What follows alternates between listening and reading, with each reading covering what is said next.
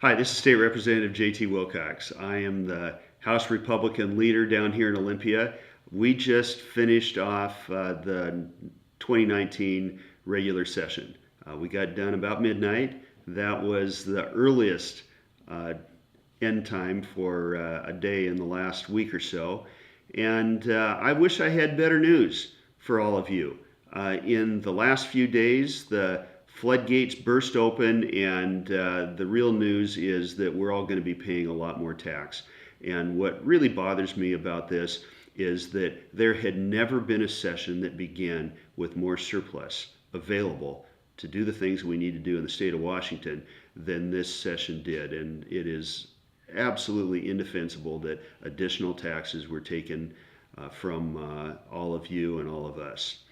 The taxes range from new taxes on oil that's going to make it more expensive for people to commute to additional B&O taxes that are going to be difficult for the smallest businesses in Washington and at the same time are capped for one or two of the largest businesses in Washington, and also a pretty large increase in property taxes for many of us as well. One of the other things that I think is especially problematic is the House Democrats came in with an agenda that said we're going to fix this regressive tax code in Washington.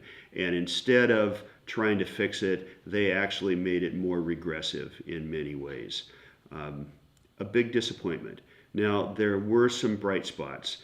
Thanks to Representative Drew Stokesbury, something that I care a lot about, full funding for hatcheries so that we can rebuild salmon in the most efficient way was passed. He had to offer amendments time after time to do that, but eventually the majority party took those amendments.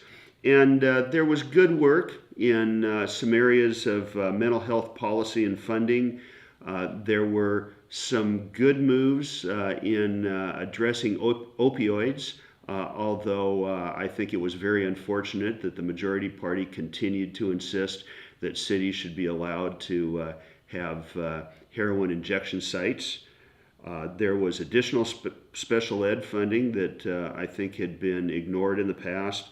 We did make improvements in rural broadband, and for many of you, maybe the high point is that although there were some minor tweaks to gun control, the most egregious gun control efforts were stopped in its tracks.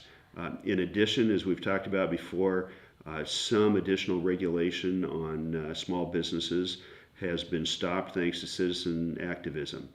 Folks, the way a two-year term works is that all the bills that were killed during this session automatically come to life for the 2020 session. So we're all going to have to be vigilant. It's quite possible that 2020 is going to be as big a challenge as 2019 was, and I may be giving the same kind of report in 2020.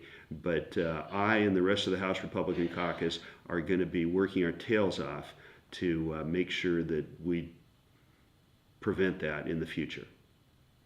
Thank you.